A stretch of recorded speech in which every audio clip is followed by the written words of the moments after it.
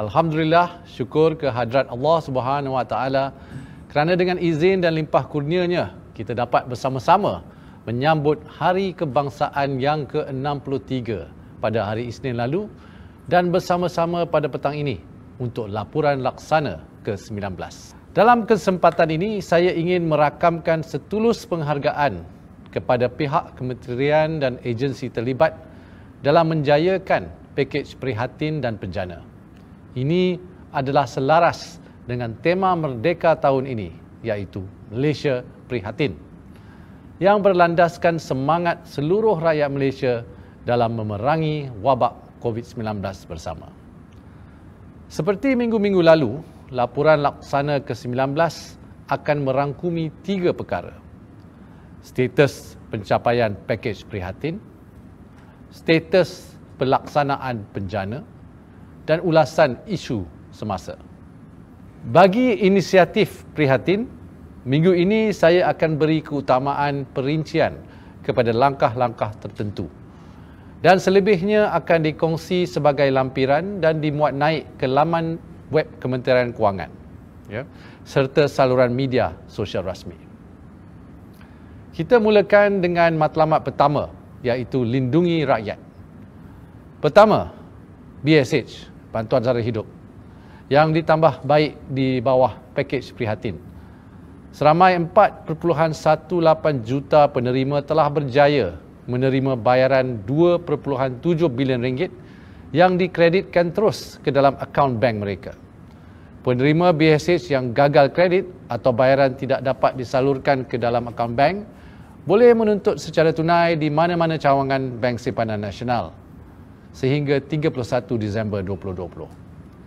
Saya ingin mengingatkan bahawa permohonan rayuan BSH 2020 dibuka sehingga 6 September 2020. Tiada sebarang bayaran dikenakan bagi permohonan rayuan. Proses rayuan boleh dibuat melalui cawangan LHDN, Pusat Khidmat Hasil, Pusat Transformasi Bandar ataupun UTC, atau secara dalam talian bagi pemohon yang berstatus tidak lulus tertentu sahaja. Sila layari pautan bsh.hasil.gov.my untuk maklumat lanjut. Kedua, skim pengeluaran air lestari, ini di bawah KWSP. Sehingga 21 Ogos, jumlah pengeluaran kumulatif di antara April sehingga Ogos 2020 adalah sebanyak 7.48 bilion ringgit. Ini peningkatan daripada 7.4 bilion ringgit minggu lalu dan melibatkan 4.57 juta penerima. Kerajaan berharap inisiatif ini terus mengurangkan beban aliran tunai bulanan rakyat. Seterusnya, matlamat kedua prihatin, iaitu sokong perniagaan. Pertama, program subsidi upah. Ini sehingga 21 Ogos sebanyak 10.3 bilion ringgit telah diluluskan yang memanfaatkan lebih 2.61 juta pekerja. Daripada jumlah ini, sebanyak 8.9 bilion ringgit telah berjaya disalurkan. Kedua, dana pinjaman mudah perusahaan kecil sederhana ataupun SME Soft Loans Funds yang dikendalikan oleh Bank Negara. Setakat 21 Ogos, jumlah permohonan yang telah diluluskan oleh bank-bank tempatan dan disetujui terima oleh PKS adalah 10.2 bilion ringgit yang akan memberi manfaat kepada 22,322 PKS. Jumlah ini termasuk dana Special Relief Facility, Automation and Digitalization Facility, All Economic Sector Facility dan Agro-Food Facility. Alhamdulillah, Special Relief Facility telah dimanfaatkan sepenuhnya dan lebih 21,000 PKS telah menerima kemudahan ini serta membantu dalam mengekalkan lebih 400,000 pekerjaan. PKS masih boleh memohon pelbagai bantuan pembiayaan seperti dana institusi perbankan dan tabung BNM seperti Automation and Digitalization Facility, All Economic Sector Facility dan Agro-Food Facility. Jadi untuk maklumat lanjut, sila layari www.bnm.gov.my yang juga mengandungi langkah-langkah lain yang diambil oleh Bank Negara Malaysia dan industri kewangan untuk menangani kesan wabak COVID-19. Seterusnya, matlamat ketiga prihatin iaitu perkukuh ekonomi. Pertama, bagi moratorium bayaran balik pinjaman institusi kewangan, setakat 21 Ogos, nilai moratorium tersebut dianggarkan berjumlah 78.14 bilion ringgit. Daripada angka ini, sebanyak 27.35 bilion ringgit adalah jumlah yang dimanfaatkan oleh sektor perniagaan. Manakala jumlah yang dimanfaatkan oleh rakyat bernilai 50.79 bilion ringgit. Bagi mereka yang masih memerlukan lanjutan moratorium dan bantuan bank bersasar selepas 30 September 2020, institusi perbankan bersedia untuk membantu peminjam. Pihak yang masih terkesan boleh mula hubungi institusi perbankan untuk berbincang dan memohon fleksibiliti pembayaran balik. Sila layari Facebook Bank Negara Malaysia untuk maklumat lanjut. Kedua, bagi program pembendungan penularan wabak COVID-19, sebanyak 1 bilion ringgit telah diperuntukkan bagi membiayai pembelian peralatan perubatan, peralatan perlindungan diri, PPE, dan juga keperluan makmal untuk saringan COVID-19. Pembendungan wabak COVID-19 adalah faktor kritikal dalam pemulihan ekonomi.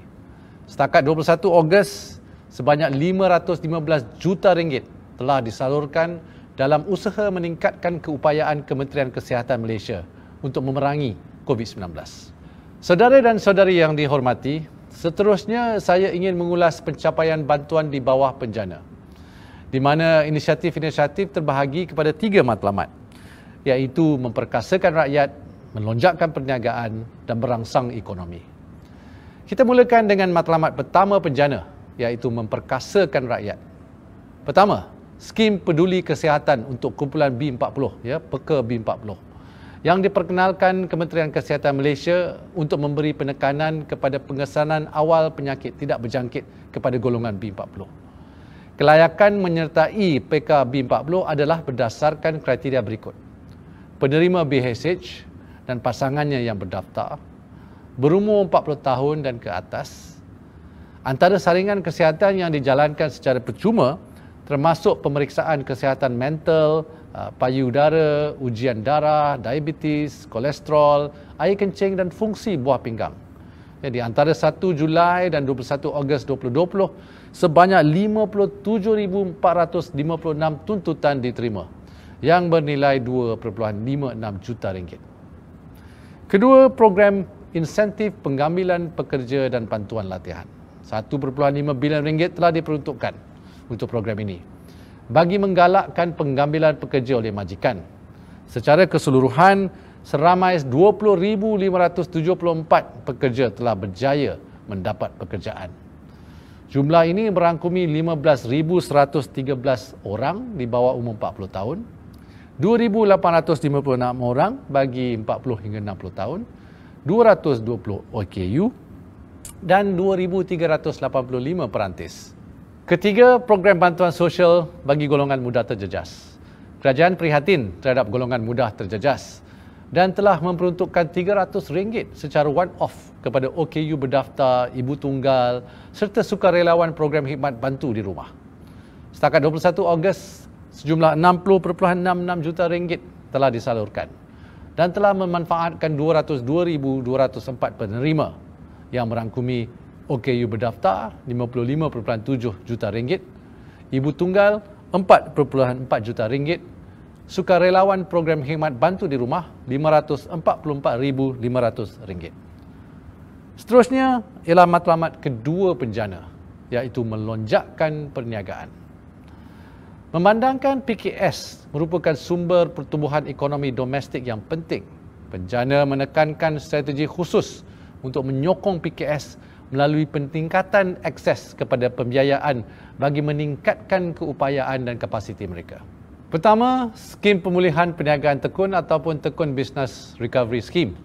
Setakat 21 Ogos, sebanyak RM35.43 juta telah disalurkan dan memanfaatkan 5,025 PKS Mikro. Kedua, pembiayaan PKS penjana. Ini untuk PKS yang terkesan COVID-19. Kerajaan telah memperuntukkan dana berjumlah 2 bilion ringgit dan akan memberikan keutamaan kepada PKS yang belum pernah mendapat pinjaman dari bank.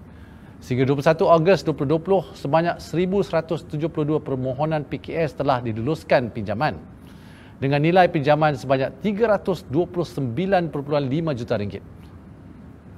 Ketiga, pembiayaan sektor pelancongan penjana ataupun Penjana Tourism Fund.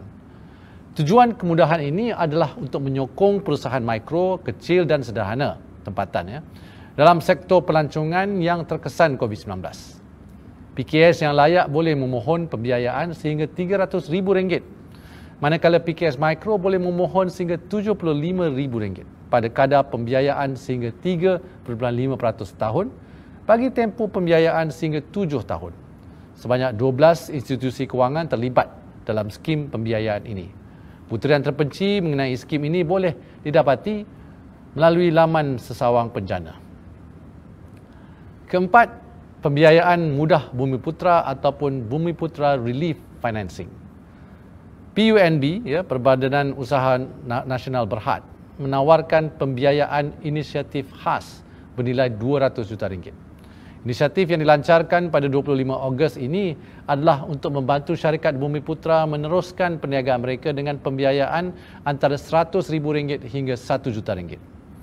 Pembiayaan ini terbuka kepada semua usahawan PKS yang terbabit dalam sektor peruncitan dan pengedaran perdagangan, pembuatan dan kejuruteraan, otomasi sistem, kesihatan, hospitality, penggerak perniagaan, logistik, penggunaan, serta perkhidmatan dan industri kreatif. Permohonan BRF dibuka sehingga 30 November dan boleh dibuat secara dalam talian di portal rasmi PUNB. Kelima, kempen e-dagang bagi PKS dan PKS Mikro. Kempen ini bertujuan untuk menggalakkan penggunaan e-dagang oleh PKS dengan memudahkan peralihan kepada digitalisasi perniagaan. Program ini dibiayai bersama di antara kerajaan dan 20 platform e-dagang. Platform e-dagang yang terlibat akan menyediakan kemudahan latihan onboarding e-dagang, subsidi jualan dan juga khidmat sokongan jualan. Sehingga 21 Ogos, sebanyak 77,000 PKS dan PKS Mikro telah menerima manfaat. Perniagaan tempatan yang mahu menyertai kempen tersebut bolehlah mendaftar di laman penjana.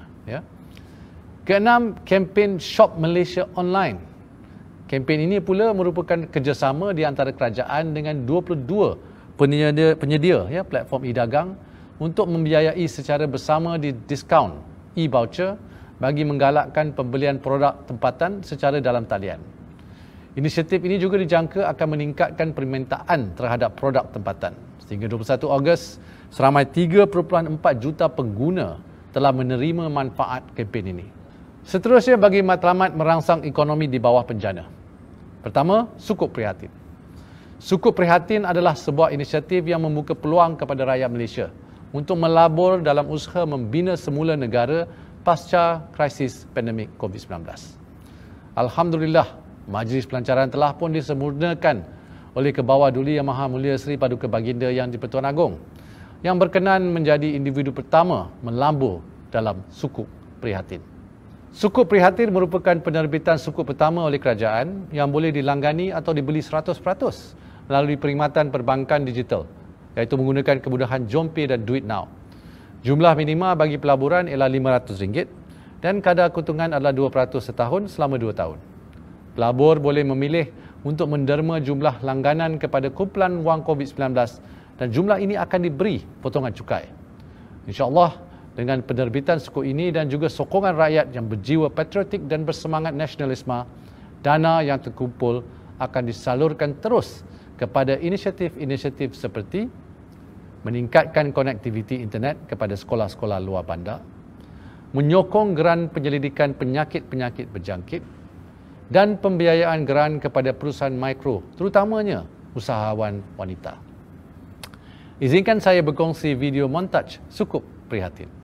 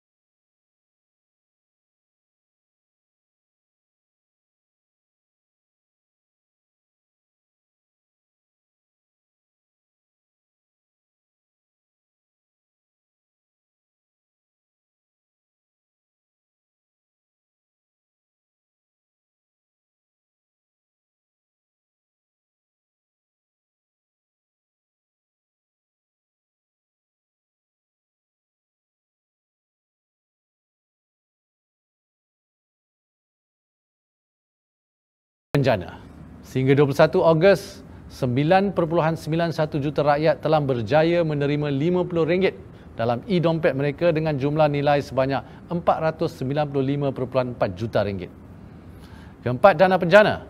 Dana penjana nasional yang dilancarkan pada 27 Ogos dirangka oleh kerajaan untuk memacu pemulihan ekonomi negara melalui pelaburan strategik yang berupaya memangkinkan inovasi, merancangkan usaha digitalisasi perkhidmatan dan mendorong penggunaan teknologi dalam perniagaan merentas pelbagai sektor. Keseluruhan peruntukan dana adalah bernilai RM1.2 bilion, iaitu RM600 juta sumbangan modal pelaburan daripada pelabur antarabangsa yang menjalinkan usaha sama strategik dengan pelabur domestik dan dipadankan RM600 juta suntikan pelaburan daripada kerajaan. Ini dijangka akan menyumbang kepada pelaburan langsung asing ataupun FDI. Seterusnya, saya ingin mengulas sedikit mengenai statistik ekonomi yang dilaporkan oleh Jabatan Perangkaan Malaysia, DOSM, bagi bulan Jun dan Julai. Alhamdulillah, hasil dari inisiatif-inisiatif yang dilaksanakan, kita mula melihat bibit-bibit awal kesan positif untuk negara. Pada bulan Julai, kita dapat melihat antara lain pemulihan kepada angka jumlah ekspor, kadar pengangguran, indeks pembuatan industri dan lain-lain indikator ekonomi. Malah hasil KDNQ suku kedua, jika dianalisa dari bulan ke bulan, kita dapat lihat peningkatan yang mendadak dari bulan April ke bulan Jun. Ini membayangkan penumbuhan yang lebih baik pada bulan-bulan akan datang, insya-Allah. Many businesses have also expressed their cautious optimism for the second half of 2020. Reflecting improved sentiments. Walau bagaimanapun, kerajaan peka terhadap sektor yang terjejas, khususnya yang terlibat dalam sektor pelancongan, terutama akibat penutupan sempadan antarabangsa yang akan berterusan sehingga 31 Disember 2020. Tumpuan dan usaha kerajaan akan diselaraskan bagi menggalakkan permintaan di dalam sektor-sektor ini. Saya juga ingin berkongsi bahawa pada tanggal 24 Ogos lalu, ahli-ahli Parlimen di Dewan Rakyat telah sebulat suara merentas parti dan ideologi bersetuju meluluskan pakej rangsangan yang melibatkan suntikan fiskal RM45 bilion untuk memerangi COVID-19. Apa yang jelas ialah sokongan kepada RUU ini membuktikan bahawa ahli Parlimen kita mampu untuk merentasi jurang perbezaan politik untuk menzahirkan yang terbaik untuk rakyat. Terdapat ramai suara yang meminta agar peruntukan RM45 bilion itu digandakan. Pada prinsipnya, saya turut setuju. Tetapi sebarang pengandaan pakej perlu pertimbangan sangat rapi. Bukan nilai sahaja yang menentukan keberkesanan sesuatu pakej stimulus, tetapi perincian inisiatif, sasaran rangsangan dan disiplin fiskal semuanya memainkan peranan. Dalam 2 bulan yang akan datang ini, selain dari memastikan pelaksanaan pakej prihatin dan penjana, fokus kementerian adalah kepada pemulihan ekonomi melalui perancangan fasa belanjawan 2021. Bagi belanjawan 2021, maklum balas daripada semua golongan masyarakat adalah amat dialu-alukan.